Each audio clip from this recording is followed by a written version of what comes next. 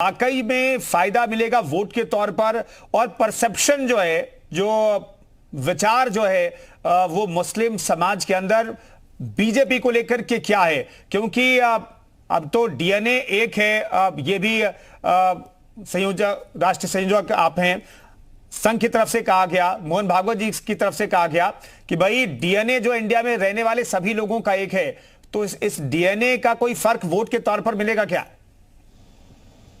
देखिए, बहुत कमाल की बात यह है कि ये जितने भी सेकुलर पार्टियां हैं, ये जिसको कहते हैं INDIA, इंडिया वाले जो है, ये इन्होंने सब मुस्लिम समाज के लिए, सबको, मुसलमान ने सबको आजमाया, सबको वोट दिया, सबको जिताया, और कहीं ना कहीं उनको चाहे राज्य स्तर पे चाहे राष्ट्र के स्तर पर उनको कहीं ना कहीं उनको सत्ता में भी बिठाया। लेकिन मुसलमान की हालत पसमानदा से पसमानदातर हो गई। आज मुसलमान को सच्चर आयोग क्या कहता है कि मुसलमान जो है उसकी हालत SC ST से भी बदतर है जी। और ऐसे हालात में, और ये हमसे ऐसी बात कर रहे हैं, देखिए आज ये देखिए, जो हमारे देश के प्रधानमंत्री ने नहीं कहा कि जी मुझे थैंक यू बोलो, ये तो मुस्लिम समाज के अंदर इस बात का वो जागरण हुआ कि भाई किसी ने मुस्लिम, देखिए ट्रिपल तलाक का मसला आया था, मुसलमान औरतों ने खामोशी से अपना वोट दे दिया, पुरुषों ने वोट नहीं दिया, लेकिन महिलाओं ने वोट दिया, और उसका कारण यह हुआ कि अब केंद्र में भी और उत्तर प्रदेश में भी सरकार बनी। तो ये चीज मुस्लिम महिलाएं जो है इस बात को बहुत अच्छी तरह से समझती हैं, और इसका असर पड़ेगा। और सबसे बड़ी बात यह है कि ये जितनी भी सेकुलर पार्टी है और जिन्होंने भी सच्चर आयोग बनाया, जितनी योजनाएं बनाई, सिर्फ ये कहते ये अल्पसंख्यक के लिए है, लेकिन हमारे देश के प्रधानमंत्री जी ने जितनी भी योजना बनाई सर्व समाज के लिए बनाई। उसमें अगर लाभ अगर मुस्लिम समाज का या और किसी दूसरे समाज का अगर अधिक हो जाता है तो उसमें कोई बुराई नहीं है। लेकिन ये सोचना, एक साहब कह रहे थे कि जी ईसाइयों के लिए नहीं किया और बुद्धिस्टों के लिए नहीं किया, जैन के समाज के लिए नहीं किया, सिखों के लिए नहीं किया। अरे ये जो सेकुलर पार्टी है जिन्होंने इन सबको अलग अलग करा और अलग अलग बनाया, देश तो सब भारतीयों का था, इकट्ठे थे हम सब लोग, लेकिन इन्होंने हम सबको अल्पसंख्यकवाद में लाए, और अल्पसंख्यकवाद लेके हमारे सब के सारे सर्व समाज जो अल्पसंख्यक कैटेगरी में आते हैं उन सबको वोट लिए, लेकिन उनको कोई लाभ नहीं दिया। ठीक है बॉबी लॉरेंस, ये बड़ा सवाल है, आप कुछ कहना भी चाह रहे हैं बॉबी लॉरेंस? ये बड़ा सवाल है कि अब जो पार्टियां जो सेकुलर कही जाती हैं, अब खुद को कहती हैं सेकुलर, उन्होंने क्या किया अब मुस्लिमों के लिए? क्योंकि मुस्लिमों की स्थिति तो बहुत अच्छी नहीं कही जाती है अभी भी। देखिए कमाल ये है, देखिए मुसलमानों के लिए, सर मैं लौटता हूं अफजल साहब, लौटता हूं। बॉबी लॉरेंस कहिए। सरकार जो वर्तमान में है, सवाल तो उससे पूछा जाएगा ना, सवाल नेहरू जी से तो पूछा नहीं जाएगा। जो वर्तमान सरकार होती है वो जिम्मेदार होती है।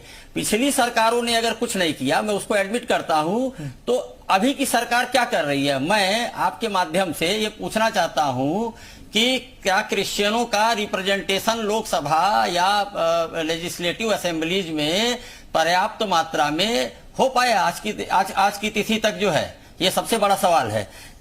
ये जो समस्याएं हैं आइडेंटिटी की, सिक्योरिटी की, इक्विटी की और रिप्रेजेंटेशन की, जो कि सबसे बड़ी समस्याएं हैं, क्या ये दूर हो गई? आप क्या डिस्क्रिमिनेशन कर सकते हैं? आप सरकार हैं, आप बिल्कुल डिस्क्रिमिनेशन नहीं कर सकते हैं। आपके लिए चाहे वो मुस्लिम हो, चाहे वो सिख हो, चाहे वो ईसाई हो, बॉबी लॉरेंस रिप्रेजेंटेशन की जो बात होती है वो तो सरकार नहीं कराती है ना, वो पार्टियां करती है, पार्टियां तय करती हैं। रिप्रेजेंटेशन की जहां तक बात है तो पार्टियां करते हैं, सरकार थोड़ी कहेगी कि सांसद को चुन के क्यों नहीं लाया आपने। भाई ये बीजेपी थोड़ी करेगी, बीजेपी का स्पेसिफिक काम थोड़ी है, वो तो पॉलिटिकल क्लास का काम है। नहीं, मैं केवल कुंदन सर, मैं केवल बीजेपी की बात नहीं कर रहा हूं, मैं सभी दलों की बात कर रहा हूं।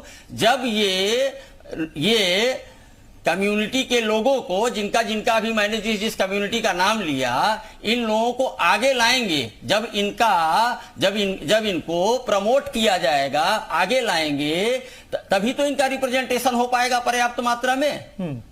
पार्टी कोई किसी को टिकट नहीं, नहीं लेकिन देगी, मान लीजिए। मैं ये तो वो जानना कहाँ से चाहता आ हूँ पाएगा? महिलाओं के लिए जो रिप्रेजेंटेशन की हमें बताइए। कवायद की गई 33% आरक्षण की जो कवायद की गई है, हालांकि वो कब से लागू होगा ये तस्वीर साफ नहीं है, 2029 से लागू होगा या फिर हमारे साथ कांग्रेस के प्रवक्ता प्रखर सिंह कह रहे हैं 34 से लागू होगा, तय नहीं है। लेकिन महिलाओं को रिप्रेजेंटेशन मिल रहा है, प्रतिनिधित्व मिलने जा रहा है, इसका फायदा बीजेपी को मिलेगा नहीं मिलेगा? बॉबी लॉरेंस जल्दी से। बिल्कुल मिलेगा। उन्होंने जो आरक्षण महिला आरक्षण बिल लाया है और पास भी कराया है, उसका लाभ उनको मिलेगा। लेकिन उसमें जो सबसे बड़ा ड्रॉबैक है वो यही है कि ये कब लागू होगा, इसका इम्प्लीमेंटेशन कब होगा, ये तय नहीं। ये चीज अभी तक तय नहीं हो पाई कि इसका इम्प्लीमेंटेशन कब होगा, कब इसको ये लागू करेंगे। ठीक है अनिला जी, क्या इस सवाल पर महिलाएं भी हिचकेंगी वोट करने से कि लागू कब होगा? या जी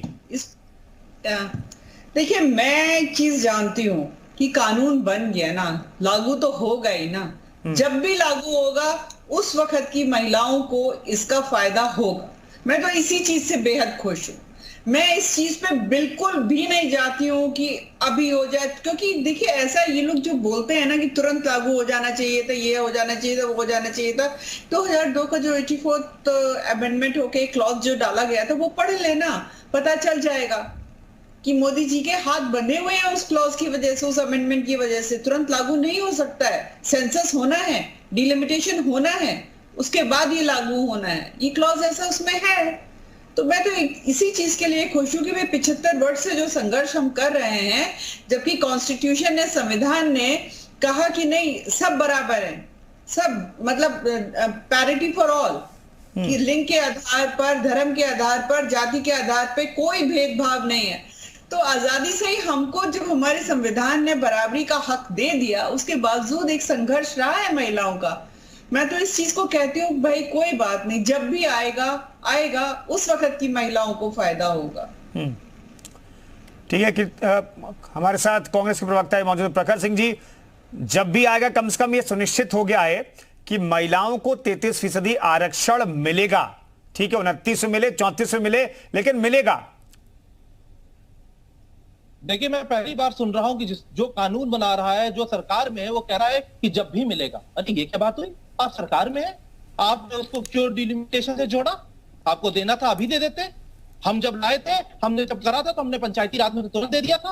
और उस जमाने में अगर हमारा साथ सब लोगों ने दिया होता तो उसी में हमने पास कर दिया होता। अब सरकार ऐसे विपक्ष की तरह बात करेगी कि हम तो खुश हैं कि कब आएगा, कब नहीं आएगा। अरे आने वाले समय में लोग बोल रहे हैं कि महिलाएं बोलेंगी। नहीं प्रखर सिंह जी, सीटें कैसे तय होती कि ये महिला सीट है, ये महिला सीट है, ये कॉन्स्टिट्यूंसी महिला के लिए रिजर्व की जाती है, ये कैसे होता? प्रखर सिंह जी, मैं सवाल जानना चाहता हूं। क्या करना चाहते हैं? मैं जानना चाहता हूं, दर्शक भी जानना चाहेंगे, भाई कौन सी सीट महिलाओं के लिए आरक्षित की जाएंगी, ये कैसे तय होता? फौरन से 2024 दूर नहीं है, 6 महीने में चुनाव है, कैसे तय करते आप? परसीवन का काम इलेक्शन कमीशन ऑफ इंडिया है, किसी पार्टी का काम नहीं है, पहली चीज। दूसरी चीज, जब आप इसको डिलिमिटेशन से जोड़ देते हैं तो इसका प्रोसेस कई वर्षों तक आगे चला जाता है। जब आपने डिलिमिटेशन से जोड़ दिया तो पहले जनगणना होगी, जनगणना के बाद उसका 2 साल लगेगा उसकी पूरी रिपोर्ट आने में, उसके बाद डिलिमिटेशन होगा, उसके बाद डिलिमिटेशन के बाद तो अगले चुनाव में मुझे लगता है 2029 तक जाएगा। सरकार ऐसे थोड़ी बात कर सकती है, सरकार इस तरीके से थोड़ी कह सकती है। सरकार का काम है पॉलिसी बनाना। सरकार की अगर मंशा होती तो अभी लॉन्च कर देती, सरकार की मंशा होती तो 2024 का चुनाव होता उसमें कर रही होती। ये धोखेबाज लोग हैं, ढोंगी लोग हैं, सिर्फ जुमला लाते हैं। चलिए अनिला जल्दी से बता दीजिए, मंशा में कहीं खोट थी क्या आपकी? देखिए, सबसे पहली बात तो यह है कि मंशा में खोट इन लोगों की थी। इन लोगों ने राज्यसभा में पास कराया, लोकसभा में नहीं पास करवाया। षड्यंत्र था, बिल्कुल प्योर षड्यंत्र था। आज नरेंद्र मोदी जी की पहल की वजह से ये कानून का रूप ले चुका है, यानी कि ये लागू होगा और इनको कोई श्रेय नहीं मिलता। अभी ये कहते राजीव गांधी जी ने देखो ये कानून लेकर, अरे राजीव गांधी जी ने इंट्रोड्यूस किया था तो क्या वो पूरा कर पाए थे? नहीं कर पाए थे। नरसिम्हा राव जी ने उसको पूरा किया था। कैसी बातें करते हैं आप? लोगों को अपने खुद की पार्टी का इतिहास नहीं पता। आप यहाँ पर बहस कर रहे हैं कि महिलाओं को सशक्त कैसे किया जाए। मैं चैलेंज करती हूँ उनको। मैं 10 चीजें मैं बताती हूँ कि नरेंद्र मोदी जी की सरकार में किस प्रकार से महिला सशक्त हुई है। अरे हमारे यहाँ तो फाइनेंस मिनिस्टर जो महिला है, डिफेंस मिनिस्टर महिला बनी है, आपके यहाँ बनी क्या? नाम आप ले देंगे केवल और केवल इंदिरा गांधी जी का, वो बनी थी डिफेंस मिनिस्टर। महिलाओं को कैसे सशक्त करना है, सबसे ज्यादा जो महिला मिनिस्टर्स हैं वो कैबिनेट में हैं। क्या बात करते हैं आप लोग, कौन सी हवाई बात करते हैं? मुस्लिम महिलाएं ऐसे ही जुड़ गई हैं क्या? महिला जो कैबिनेट मिनिस्टर है, जब महिला उत्पीड़न होता है तो एक शब्द नहीं निकलता आप लोग का। जब मणिपुर की घटना हुई, आपकी किसी महिला मिनिस्टर का एक शब्द नहीं निकला था। जब हमारी पहलवान बेटियां सड़क पर बैठी थी तो एक शब्द आप लोग का मुंह से नहीं निकलेगा। तो इसलिए अपने आप लोग ये सब झूठ बोलना बंद कीजिए। रही बात, जब हमने लॉन्च किया तो हमारे पास राज्यसभा में नंबर था, राज्यसभा में हमने पास किया, लोकसभा में नंबर नहीं था।